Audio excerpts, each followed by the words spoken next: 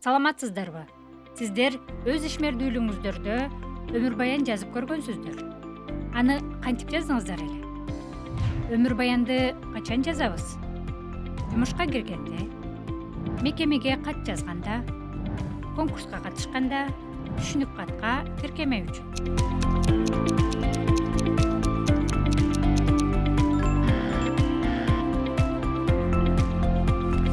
Бул сабагыбызда өмүр баян жазуунун реквизиттерине жана текстине токтолобуз. Өмүр баян бул адамдын жеке жана кызматтык жолун чагылдырган, эркин баяндалып жазылган документ. Өмүр баяндын текстине төмөнкү сөз жана сөз айкаштары тиешелүү. Көрөлгөм же туулгам, аяктадым же бүтүрдүм, кабыл алындым же кирдим, окудум, иштедим, дайындалдым, которулдум, сыйландым, татыктуу болдум, ээ болдум. Өмүр баяндын түзүлүшү, документтин аталышы, текст, колу, аты жөнү, датасы. Өмүр баянды жазууда кандай талаптар коюлат? Өмүр баян жаран тарабынан өз колу менен жазылат. Аталган маалыматтар биринчи жак аркылуу баяндалат.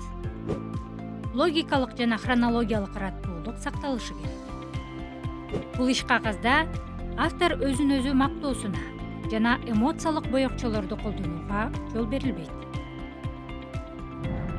Өмүр таржымалындагы бардык фактылар көркөмдөлбөй, так берилет.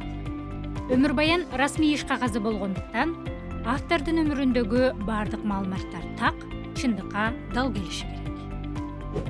Өмүр баяндын көлөмү 1-2 барактан ашпоого тийиш. Өмүр баяндын үлгүсүн карап көрөлү. Жогоруда коюлган талаптарга дал келдиби? Карап чыгыңыз.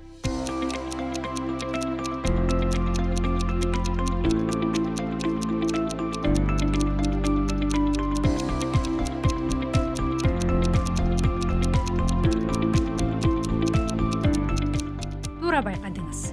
Берилген текстте бир катар стилдик каталар бар. Өмүр баянды туура жазуунун үлгүсүнө назарыңыздарды бурабыз.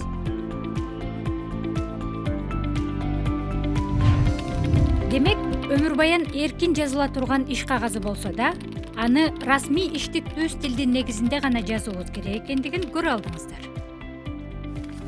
Сизге суроо: төмөнкү маалыматтардын кайсынысы өмүр баянда жазылбайт?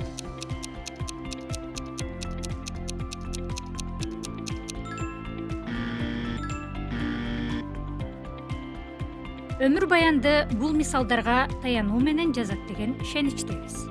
Саламатта болуңуздар.